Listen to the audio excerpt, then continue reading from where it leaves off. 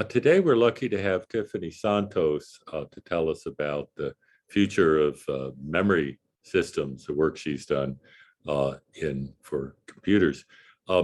She got her bachelor's and PhD from MIT in material science and engineering, and worked with Jagadish Madera on fancy magnetic devices, quantum mechanics, and that. She's currently the director of non-volatile memory materials research at Western Digital Corporation in San Jose, California.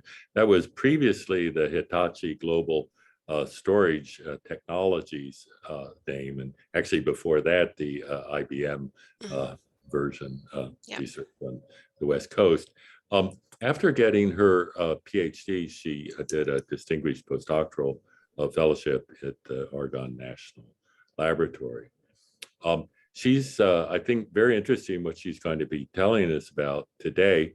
One of the critical areas for moving computers forward are making the memory chips better, smaller, lower power to try to keep up with the active part of the transistors and the like, and it should be very interesting. Tiffany. Thank you very much for that kind introduction. And I'm very pleased to be giving a talk in this seminar series. I am actually here in person on the Harvard University campus, broadcasting from the Lisa building. So the title of my talk is Spins, Bits, and Flips, Essentials for a High Density MRAM, Magnetic Random Access Memory. Okay. All right. So I am a distinguished lecturer of the IEEE Magnetic Society for 2022. So I'll say a few words about the society. We are the leading organization for bringing together people that do research in magnetism. So there are active chapters at various locations around the globe. We play a major role in organizing large conferences focused on magnetism, magnetic materials and applications. Those are Intermag and MMM, but also smaller workshops too, and some especially targeted for students. And we offer funding for students to travel and attend those. So if you're not already a member, I encourage you to go to the website and have a look around and consider joining to be part of this great community. So I am at Western Digital. We're located in San Jose, California, though I'm happy to be taking a trip to Harvard today, virtually and in person. So at Western Digital, we are a data storage company. We have two main products in mass production. Those are hard disk drives, that's a magnetic data storage device, and solid state drives based on NAND flash. But I really won't be talking about those today. What I'm excited to tell you about is the research that we're doing in the research division of Western Digital focused on magnetic random access memory. So in this talk, I'm going to start out by giving an overview of the history of magnetic tunnel junctions. So I'll spend some time focusing on that because they are the key element in these major applications for magnetic tunnel junctions. This is the hard disk drive and magnetic random access memory.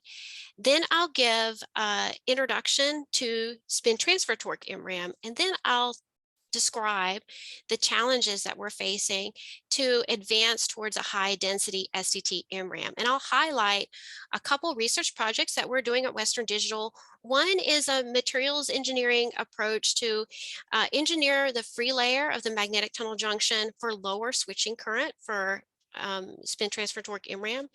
And the other is a nanofabrication study working towards patterning and fabricating MRAM bits at tight pitch, and then I will conclude. So a great place to start on the history of the magnetic tunnel junction is with Ivar Gavar, and here he is standing at the blackboard. He was trained as a mechanical engineer.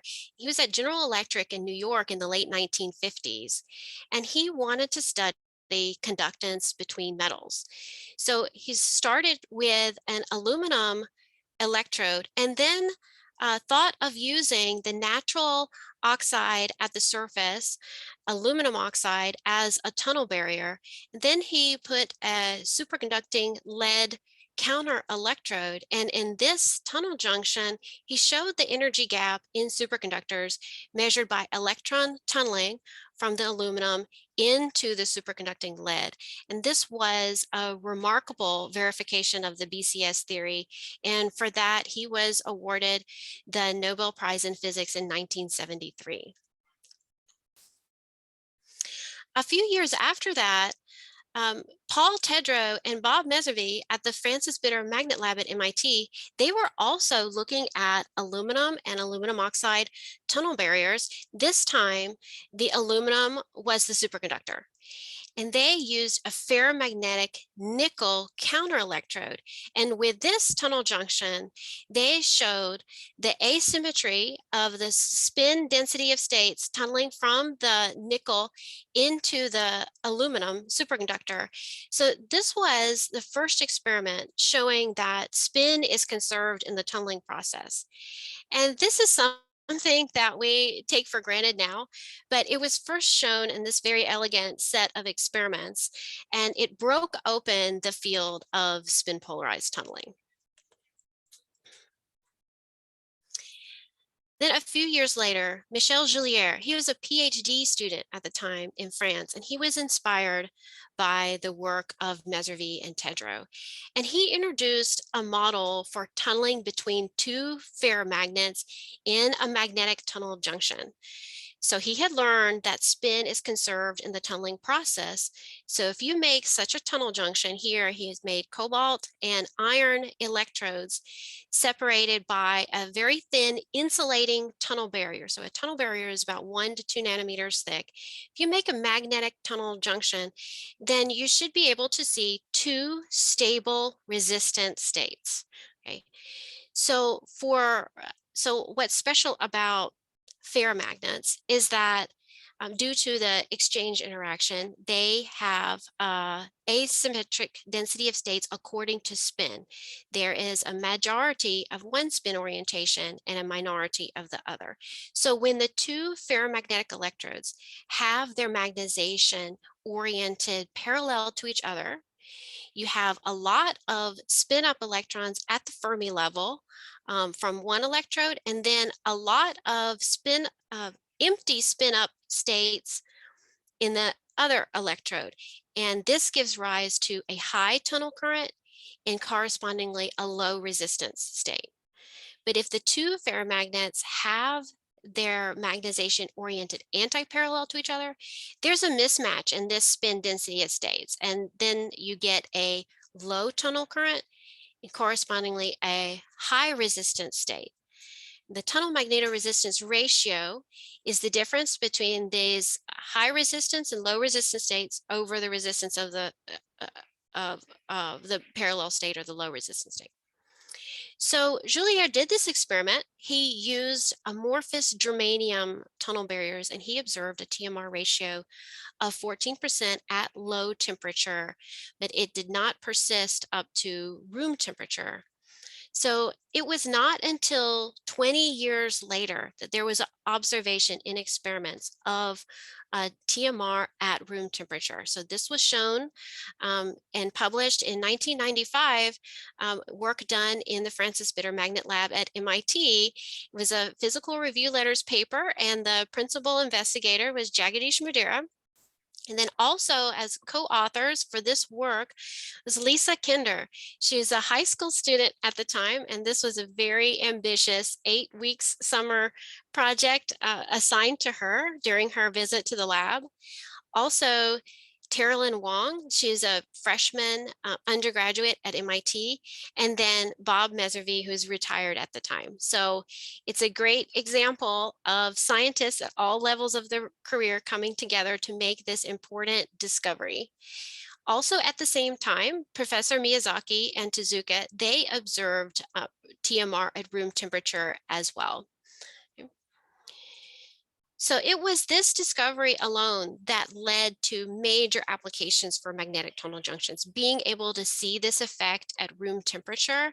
And the first products using MTJs, they used aluminum oxide or titanium oxide tunnel barriers. So before I get to describing those applications, I do want to highlight a couple more important advancements along the way. So in 2001, there was a first principles calculation saying that if you make a tunnel junction with iron electrodes and a magnesium oxide tunnel barrier, and you have this crystalline arrangement and coherent interface, a coherent arrangement of atoms across interfaces, then you'll get fully spin polarized electrons tunneling from the iron, so polarization 100%. And then also in the MgO, it'll have a lower tunnel barrier height for these fully spin polarized electrons. So this special combination could give rise to TMR values over 1,000%. And this surely motivated experimental work to pursue this theoretical calculation. And indeed, very high TMR values were shown experimentally just a few years later, published in 2004. These two teams published in the same article of the Nature Materials. Shinji Yuasa and colleagues showed a TMR of 180% at room temperature. And then Stuart Parkin and colleagues, they showed TMR 220%. So since then, there has been advancements in the deposition of iron and MgO tunnel junctions, and the TMR value has continued to rise. So now we can reach at room temperature over 600% with magnesium oxide tunnel barriers. So this is a lot higher than what you can get with amorphous aluminum oxide tunnel barriers, topping out around 80% TMR. So that brings me to the early products for magnetic tunnel junctions. They were first used as the read heads in hard disk drives. This was introduced by Seagate in 2004. And even today, it is tunnel junctions in the read heads for all the hard drives manufactured now. The other application is in toggle magnetic random access memory, first introduced by Freescale, now known as Everspin, in 2006. And it is a magnetic tunnel junction storing 1 bit of data in the orientation of the free layer relative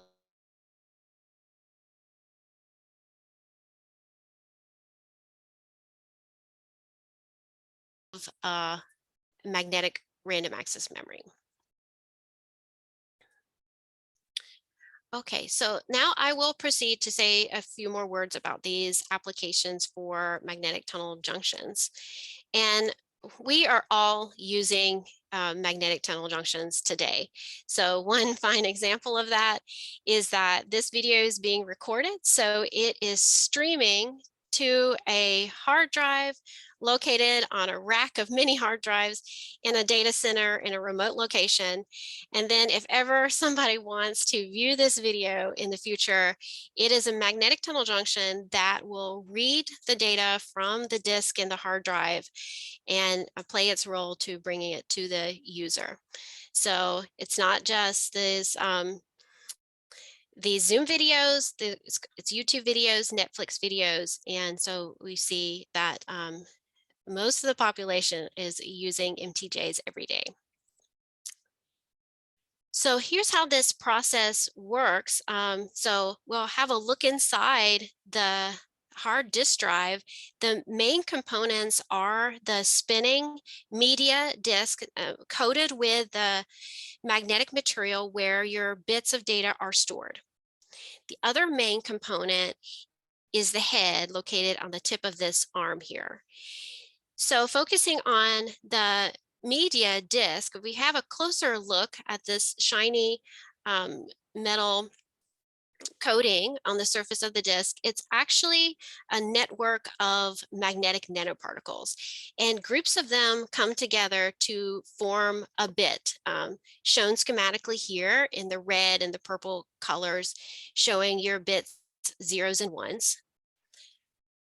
And then coming from the surface of these bits, they're oriented with perpendicular magnetization, is the stray fields coming into and out of the bits depending on their orientation. The head is located at the end of this arm that can sweep back and forth and access any point on the surface of the disk. And the two main components of the head are the writer. This writes the perpendicular bits into the media, and the reader. This has the magnetic tunnel junction sensor. So shown schematically here is the MTJ flying over the surface of the bits in the media, shown here by the orange and black colors with magnetization pointed up and down out of the slide. And the magnetic tunnel junction is here, with the white layer being the barrier and the reference ferromagnetic layer at the bottom and the free layer at the top. And so the free layer is able to cant its magnetization as it's influenced by these stray fields.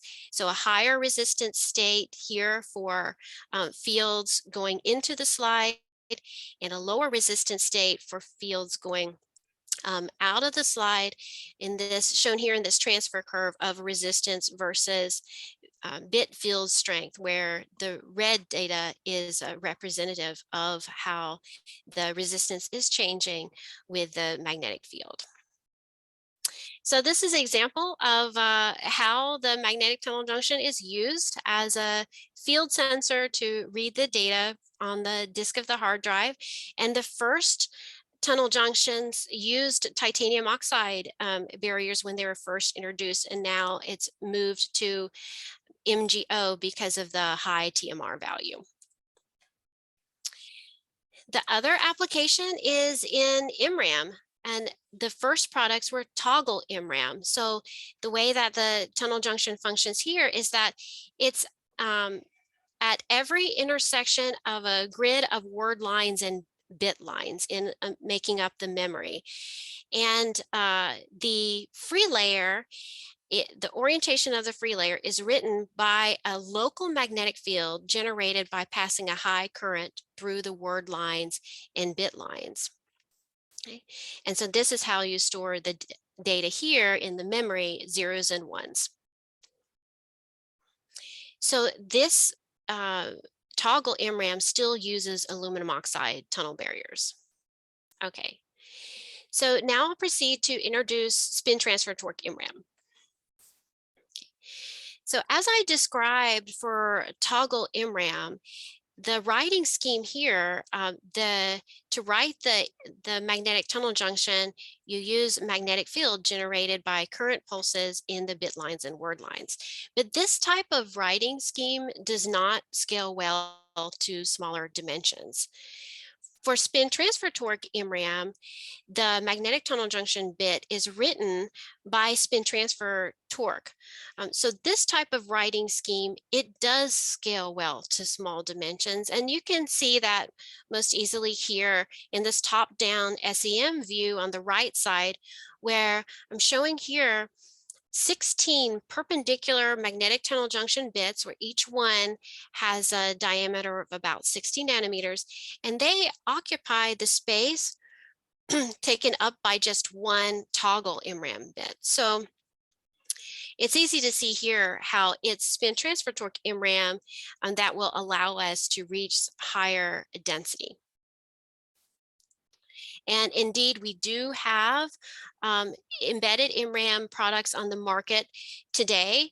So this is because embedded spin transfer torque MRAM scales better than embedded flash to the 22 nanometer semiconductor technology node and lower size.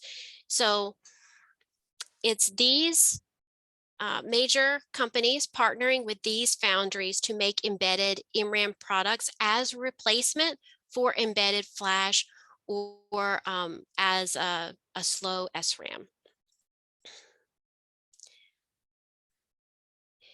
Okay, so for an STT MRAM cell, you need one magnetic tunnel junction and one CMOS transistor. So it's a 1T, 1R, or 1 MTJ structure. So the transistor supplies the right current for switching the free layer magnetization to be parallel or anti-parallel to the reference layer to write your bit in the memory.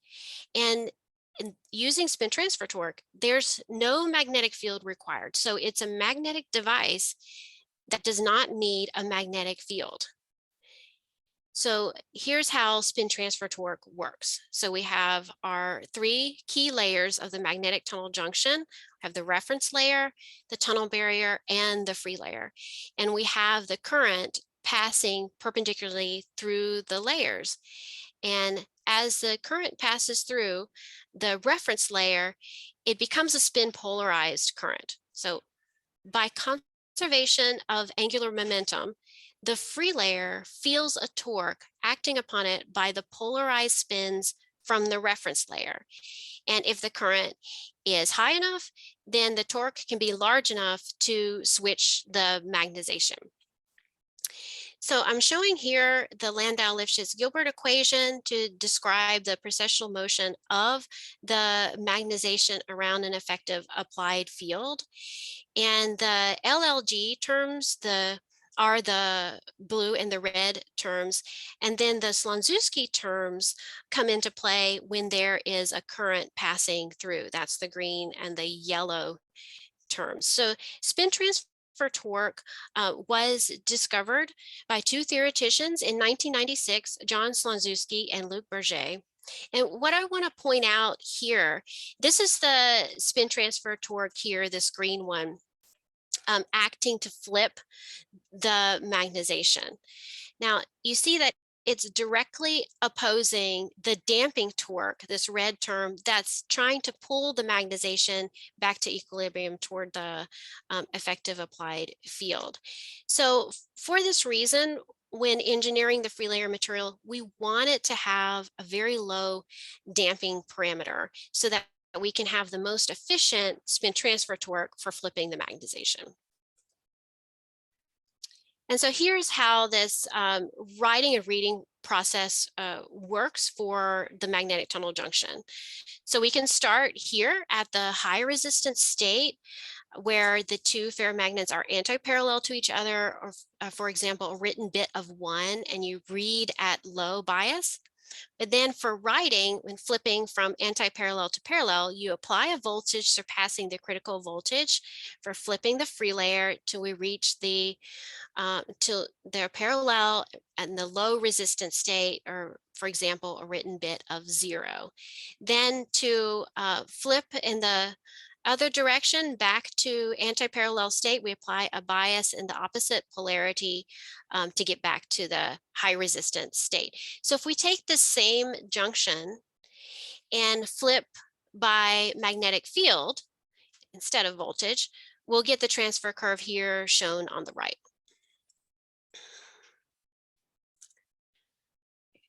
The reversal of the free layer can happen in a couple different ways, largely dependent upon the size of the bit. For very small bits, so for example, 25 nanometers or below, the reversal will happen by coherent rotation. And I'll show that here. This is a micromagnetic modeling study showing this reversal process for different sizes and different exchange stiffness. So for coherent rotation, all of the spins spin up in one orientation, and then as a single domain, they rotate to be all spin down, indicated by the blue color here. For larger bit sizes, so 25 nanometers and above, the reversal will happen by domain wall nucleation and propagation. So example of that here in this micromagnetic study, you see the domain nucleating in the center, then the domain wall propagating out until the whole bit is flipped. And you can see here that this domain wall motion process takes longer. This axis here is time. It takes longer than coherent rotation. And it also takes longer for a low exchange stiffness of your free layer material compared to this higher exchange stiffness in the top panel. Um, so for this reason, if we want fast switching, we need to be in the regime of coherent rotation for small devices. And so this is the goal for a fast high density memory. So my role in this group working on spin transfer torque MRAM is to do the sputter deposition of the MRAM stack. So I want to share with you a couple tricks that we do day in and day out to make these structures. And this particular trick here, it is used for manufacturing of the tunnel junctions in reed sensors. So the question here is, how do you get epitaxial cobalt iron MgO interfaces that are needed for the high TMR? How do you get this in a manufacturable process? So this trick was discovered and published in Applied Physics Letters in 2005. And we start with amorphous cobalt iron boron electrode layer. So it's cobalt iron, but we alloy in boron about 20 to 30%. This makes it amorphous. And then next we put the magnesium oxide tunnel barrier. And fortunately for us, on an amorphous surface, the MgO wants to take 001 and textured orientation. Then we put the top cobalt iron boron layer also amorphous. After deposition, we do a post-anneal step. And during the post-anneal, the boron atoms diffuse away, allowing the cobalt and iron atoms to arrange themselves on the template established by the MgO barrier. This is called solid phase epitaxy. This is how we get these coherent interfaces across the MgO cobalt iron interface that's needed for the high TMR. The other materials trick addresses the question, how do you get cobalt iron with perpendicular magnetization? Because cobalt iron in the bulk, it really wants to be in plane. And in fact, the tunnel junctions used in reed sensors, they are in plane. But for spin transfer torque MRAM, we want perpendicular magnetization because this is the orientation that will lead to a lower switching current and a higher density memory. And so this trick here was independently discovered in 2009 by these two groups. And what they found is that when they thin down the cobalt iron boron electrodes, the magnetization starts to become perpendicular. So what happens is you thin it down, the interfaces start to dominate and overcome the bulk in plane anisotropy. And at the interface, there is an interfacial perpendicular magnetic anisotropy that arises from the orbital hybridization um, of the iron and the oxygen orbitals. And so we can see here that for thinning down the cobalt iron boron layer, we get a change of sign of the anisotropy going from in plane to perpendicular for the thinner films. So now in conventional STT-MRAM structures, we use a top MgO cap to further enhance this effect to get perpendicular anisotropy from the top and bottom interfaces of the cobalt iron boron free layer, where the barrier is at the bottom and then a cap at the top. So I'll review now some major important concepts for performance of the spin transfer torque MRAM. So one is the writing. I described that this is due to spin transfer torque. So this is characterized by a critical switching current density JC0.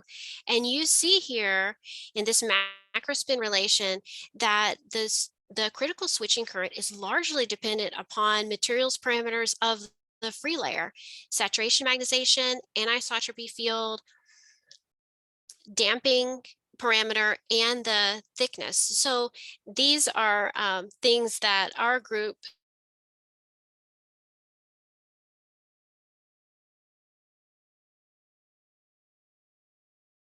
the tunnel magnetoresistance effect.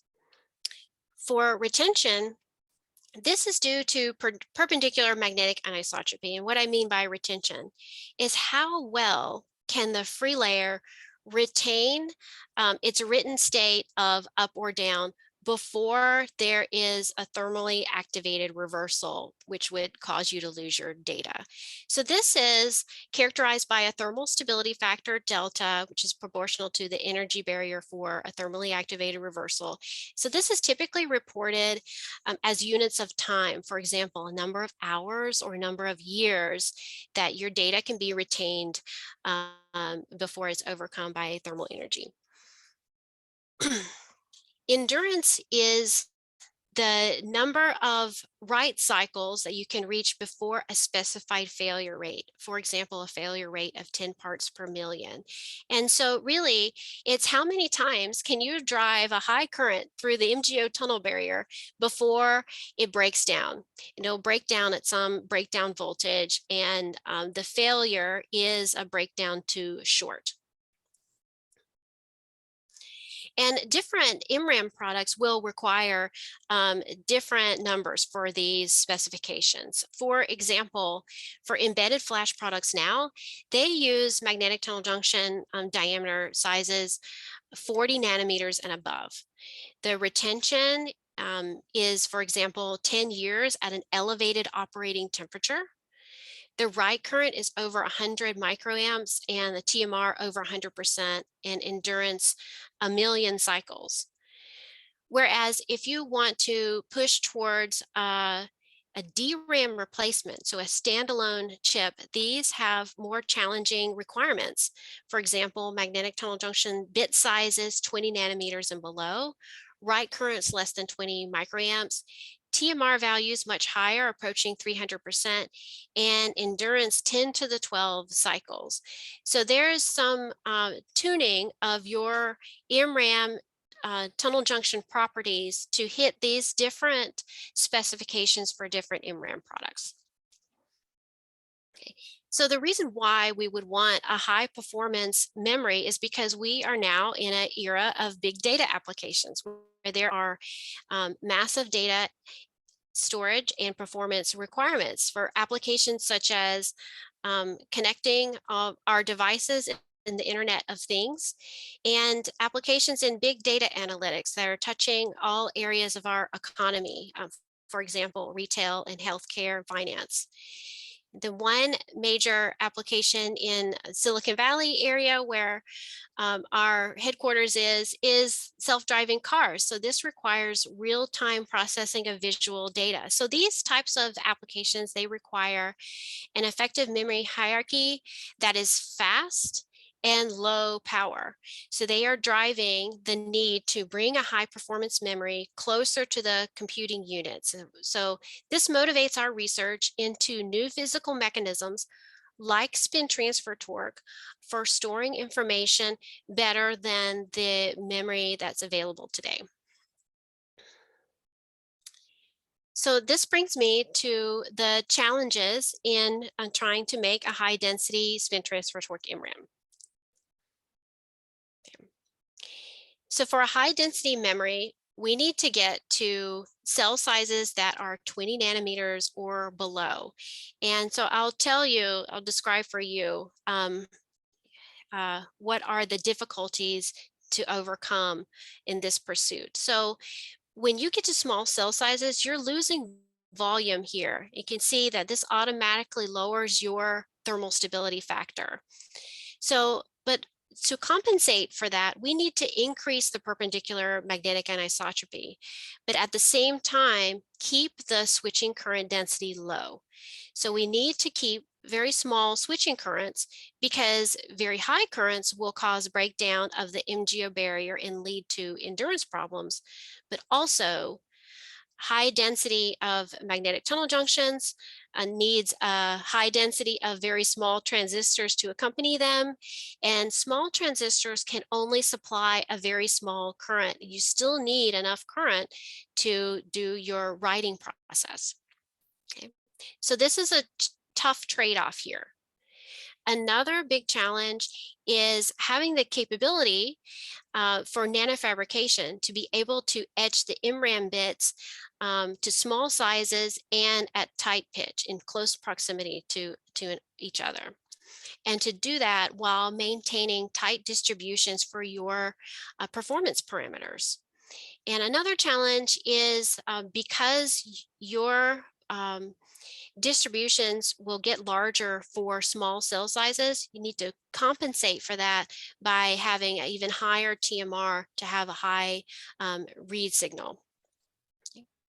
So the one I'm going to focus on first is this difficult trade-off here between thermal stability and the switching current. If we increase the perpendicular magnetic anisotropy, that's targeting these parameters here, saturation, magnetization, anisotropy field. But you see that if we increase those, they're also here and will lead to higher switching current density. So for this reason, the damping parameter becomes key. And in our study at Western Digital, we did materials engineering of the free layer. We made them very thin as a route to lowering the switching current. So conventional free layers, they have a thickness over 2 nanometers. And they're usually made up of cobalt iron boron. Here it is on top of a MgO barrier with an MgO cap on the top, and somewhere inserted within the cobalt iron boron is a heavy metal spacer, tungsten in this case. The purpose of the tungsten spacer is for it to act as a place for the boron atoms to go during the post-anneal process. You want the boron atoms to diffuse away from your very critical cobalt iron MgO interface so that you can get high TMR, but you need to give the boron atoms some place to go, and they are attracted to this heavy metal layer.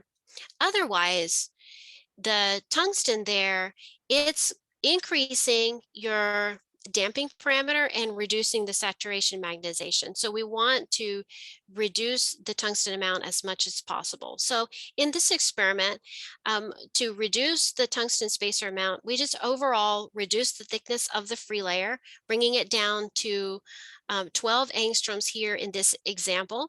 So by doing this, we're able to minimize the tungsten amount to the smallest layer thickness, but still allowing us to maintain perpendicular magnetic anisotropy.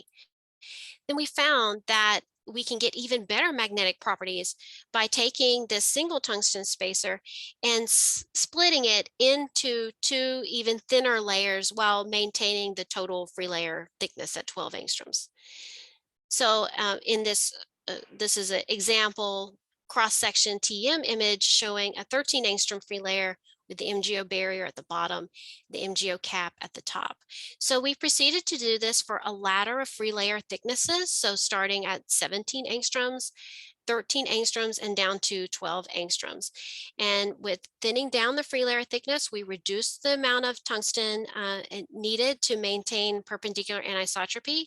With less tungsten, we saw a substantial increase in the saturation magnetization and a reduction in the damping parameter, then also an increase in the exchange stiffness. And these exchange stiffness values approach what is known for bulk iron. So these very thin layers have very good magnetic properties. So we proceeded to use these free layers in bottom-pinned STT-MRAM devices. So this is made by optical lithography, and we have devices with diameter in a range of 55 to 130 nanometers. And these devices give a TMR ratio values ranging from 100 to 125% at room temperature. And they also have a pretty healthy coercivity for field switching. Here, coercivity of 2.6 kiloorsteds for the smallest devices. So the two things we wanted to learn here is to address this trade-off. What is the thermal stability factor and the switching current density? So for thermal stability factor, this is determined from field switching probability measurements, and we do a fitting to a domain wall reversal model because in this device sizes, we're in the domain wall reversal regime. So from this analysis, we can get domain wall width, domain wall energy density, and the thermal stability factor, which is found by taking the domain wall energy density and multiplying by diameter and film thickness over KBT. And we find here that it is these two thinner free layers with the superior magnetic properties. They have a lot higher domain wall energy density so that they are able to maintain thermal stability even though they're very thin layers. For the critical switching current density, JC0, this is determined by fitting pulse width dependence of the critical voltage using a thermal activation model for spin transfer torque switching. So here we find that indeed these thinner free layers with the better properties, they have a 30% reduction in the critical switching current density. So then for the spin transfer torque efficiency, this is a common figure of merit in our field. So it's defined as the thermal stability factor over the critical switching current. And so it's these thinner free layers that have the highest efficiency because they have the lowest switching current density, but yet maintain high thermal stability. And the other study that we've done at Western Digital to address these scaling challenges is a fabrication study addressing creating the ability to etch MRAM bits at tight pitch. So at Western Digital, we had the goal of making a 50 nanometer full pitch array of MRAM bits. And we see that the bits are separated, and then we can do an electrical test to see switching of the free layer. So when looking in the literature, there are a lot of great studies by many groups that can make high performing, very small isolated bits. Here's some examples of bits, 11 nanometers, 20 nanometers. So these are isolated bits, meaning that you see the pillar, but there are no neighbors close by. On the other hand, there are very, very few reports of MRAM bits at tight pitch. So the reason is because to form the MRAM bits, you need to etch away a lot of metal material, and that metal gets redeposited on the side walls and can very easily form shorts across the tunnel barrier so that you don't end up with any good electrical data. For example, this study by Samsung here, they show the tight pitch array, but with no electrical data. So the best demo that we know of to date is from SK Hynix and Toshiba, and this was reported back in 2016. It's a 4 gigabit demo with 90 nanometer full pitch and electrical data for MRAM bits. However, if we want to be competitive with DRAM, we need to achieve at least a 56 nanometer full pitch. And when I say the full pitch, I'm saying the distance between the center to center of neighboring MTJ pillars. Okay. So we set out at Western Digital to make a tight pitch MRAM array, and this is our fabrication process. So we started with a blanket film of the magnetic tunnel junction and then put a blanket hard mask film on top. Now, the hard mask is made up of tantalum nitride, diamond-like carbon, and chrome.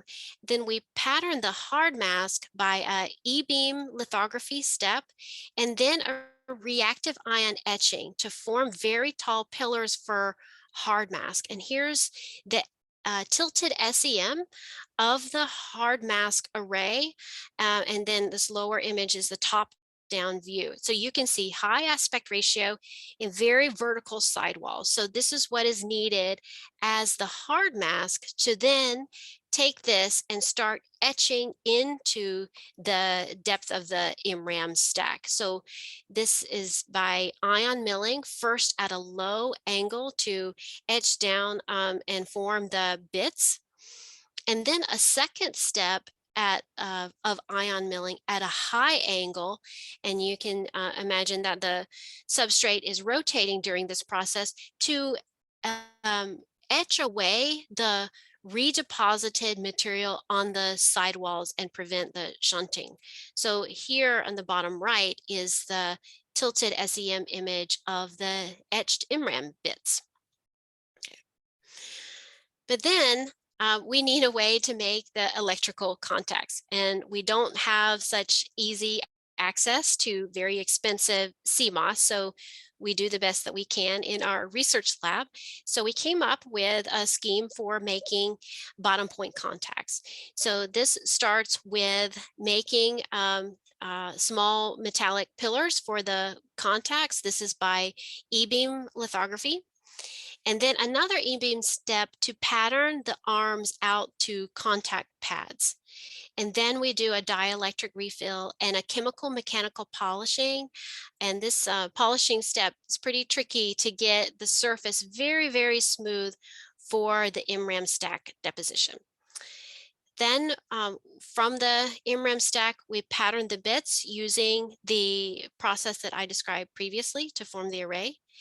Then for planarization, we use a spin-on glass step here, and then a common top electrode so that in the, here's a schematic of the cross section, but I can show you in our real structures how it turned out. So here in the top left, this is the SEM images of the bottom point contacts, first starting with the individual contact pillars and then aligning the contact arms, and then putting the MRAM tight pitch array onto the bottom point contacts.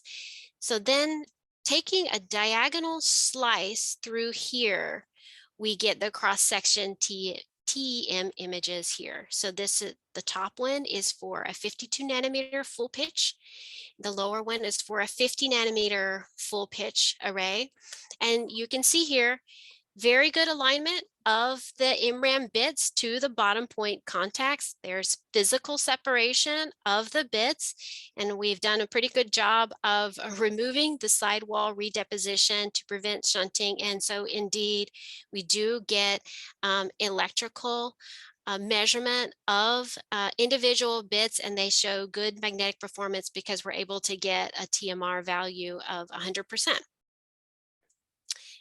So this brings me to my conclusions. What I wanted to show you today in this lecture is that we are all using magnetic tunnel junctions pretty much on a daily basis to store our data.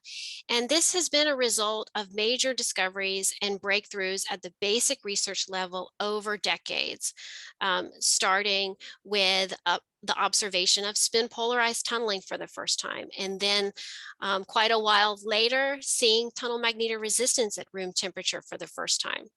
So we continue to make advancements such as being able to switch by spin transfer torque. So now you don't need a magnetic field. And this has given rise to a non-volatile memory technology called spin transfer torque MRAM. And there are embedded products available now.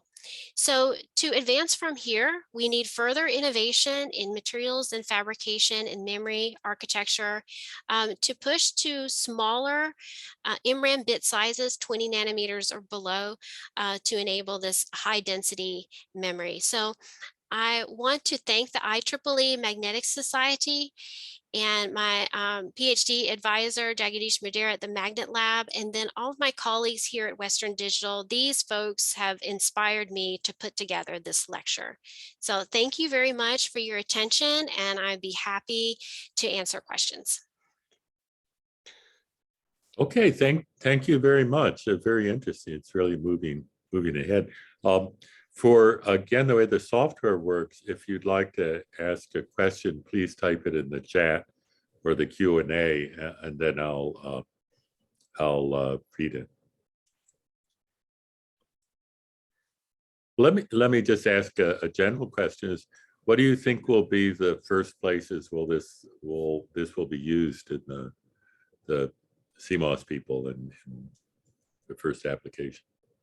So there are STT MRAM products now. They are targeting as a replacement for embedded flash. I think these are kind of the easiest requirements to engineer a MRAM stack. And so there are products available now. I think there's a pretty focused effort at several companies to try to introduce an SRAM replacement. And these have more challenging requirements, maybe a few years out still. But this is where a lot of work is focused.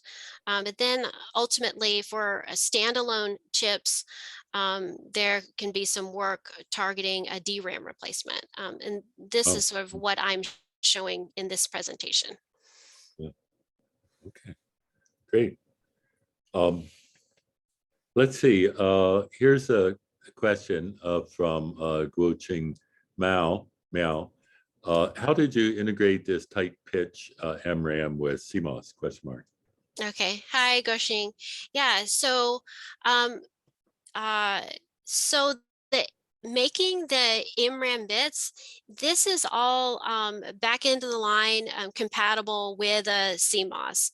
So we can receive CMOS from a foundry at the M5 or M6 layer. We do our surface preparation and have our mask set ready, and then we can pattern the MRAM bits on top of those. Okay, thanks. Other questions?